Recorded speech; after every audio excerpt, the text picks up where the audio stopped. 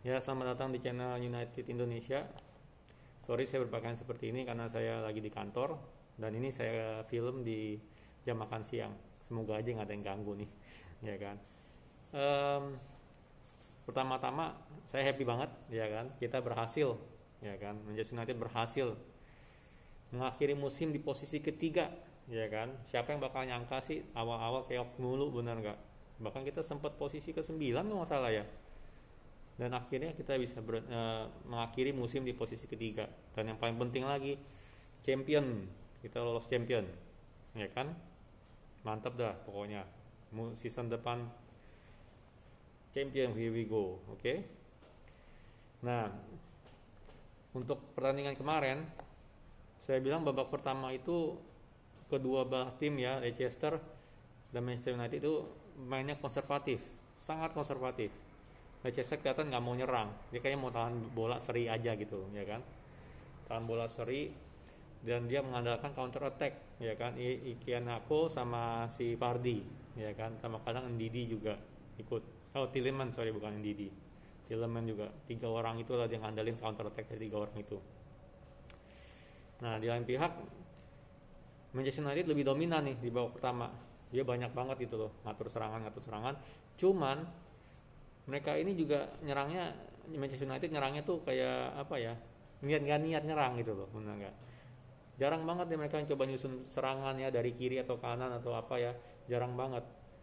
Kebanyakan bola tuh berada di Matic sama di Pogba, terus mundur ke belakang lagi, kiri ke kiri samping ke kanan, tapi jarang banget mereka coba ngatur serangan yang cepet gitu kan ya, jarang sekali ya. Nah, itu babak pertama. Menurut saya babak pertama sih sedikit apa ya, sedikit boring lah ya kalau saya bisa bilang ya. Nggak ada benar-benar chance yang dari Leicester atau dari Manchester United yang benar-benar wah gila nih bisa gol nih atau apa gitu loh, ya kan. Karena kedua belah pihak benar-benar mainnya tuh hati-hati banget lah kelihatannya, ngarepin seri aja gitu kan ya atau gimana. Nah, teman yang menarik di babak kedua, pada saat yang mereka tahu nih Chelsea menang 2-0, mereka langsung beda banget mainnya di babak kedua, ya kan. Kenapa? Karena Chelsea kalau menang 2-0 kan, pas menang 2-0 artinya Manchester United turun ke posisi 4 dan Leicester turun ke posisi 5. Ya, dan itu kelihatan banget tuh. Leicester jadi mau lebih menyerang, ya kan, lebih menyerang.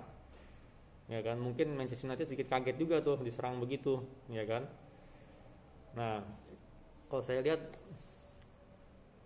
performa babak kedua pun itu untuk Manchester United kurang terlalu gigit juga sih kalau saya bilang, cuman jauh lebih baik daripada babak pertama. Ya, beberapa pemain tuh improve gitu loh, ya kan. Di babak kedua main lebih bagus di babak pertama, seperti Matic, dia mainnya bagus di babak kedua, ya kan. Babak pertama kurang banget. Nah, dan hokinya nih kita dapat peluang emas, benar nggak? Peluang emas, si Martial mau ngegolin, malah di tackle 2 biji itu kan dari kiri dan kanan.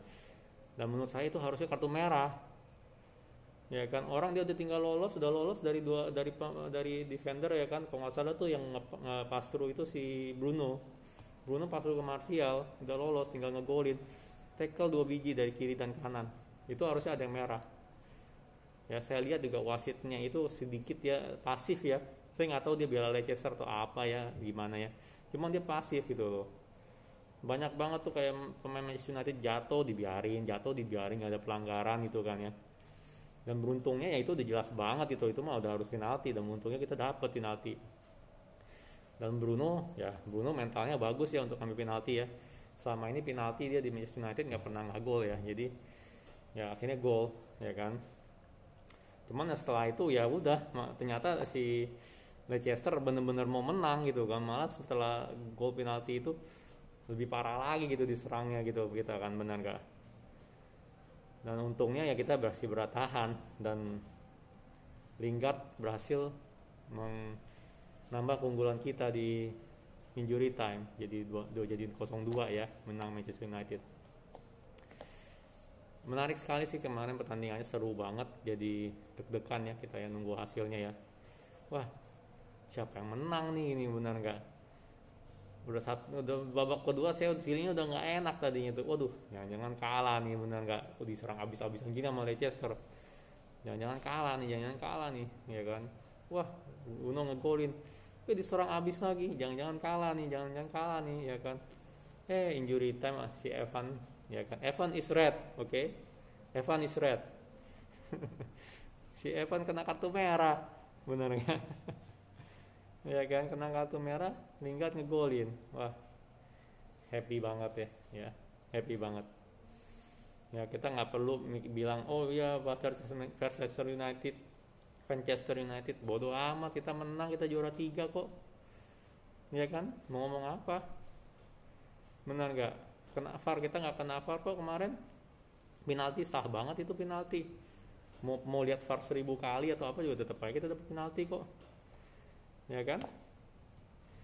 Oke, overall saya bilang permainan timnya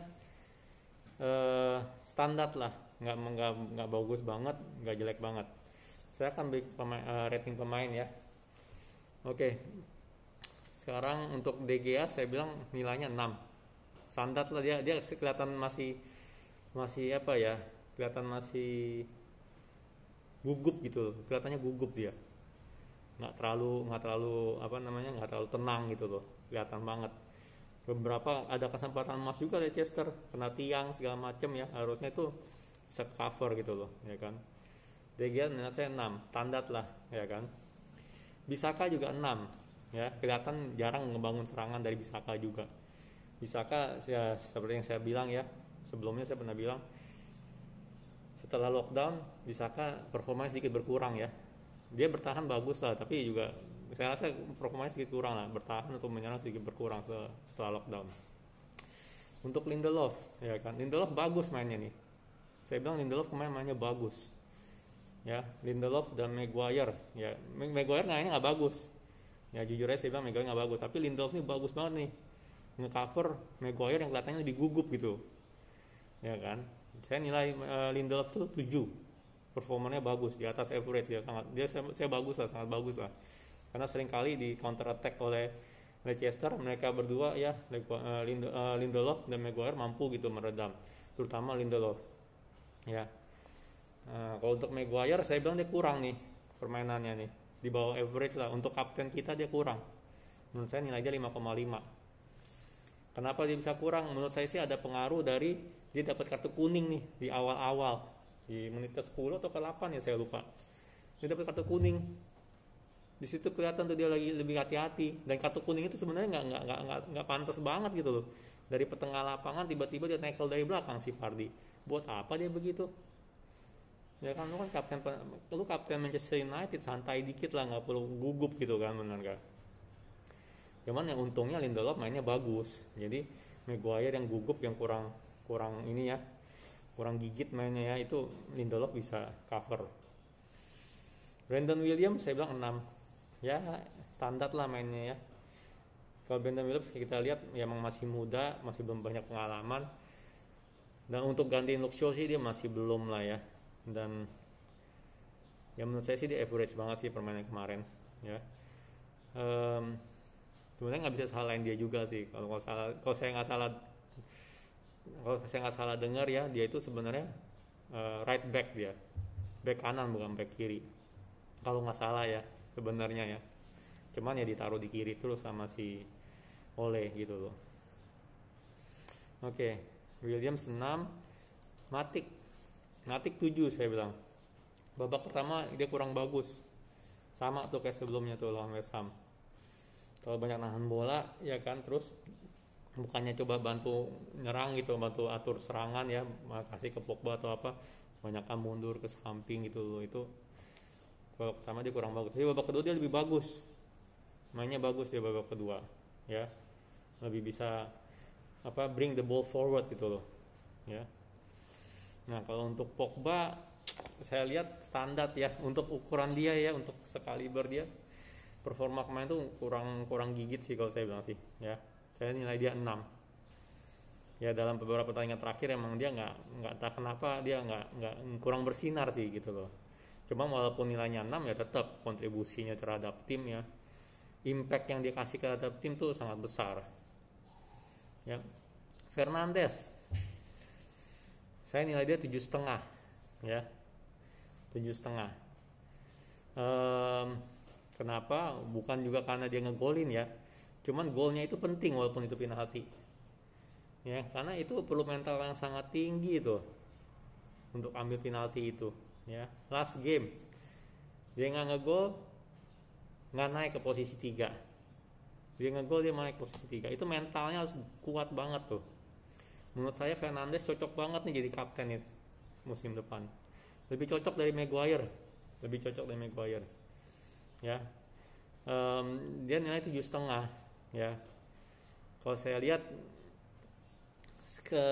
entah ini instruksi dari Ole atau enggak ya, semenjak ada Pogba balik, serangan itu selalu dimulai dari Pogba. Ya, jadi Pogba yang ngatur nih, mau ngasih ke Bruno, ke Matic atau ke Bruno, ke Greenwood atau ke Rashford. Selalu dari situ. Jadi dia nggak aktif untuk jadi playmaker nomor 10 gitu loh. Ya kan?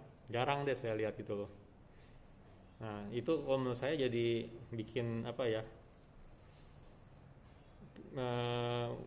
Bikin kita tuh nggak jarang melihat magic-magicnya Bruno gitu yang kita lihat pas kali dia masuk gitu loh, ya kan, ke Manchester United. Nah, cuman ya itu penaltinya itu walaupun cuma penalti, walaupun cuma gol penalti itu sangat penting untuk dia golin. Kalau nggak punya mental ya, itu wah udah hancur lah gitu loh penalti ya. Jadi saya kasih Bruno Fernandes 7,5. Oke, selanjutnya Greenwood.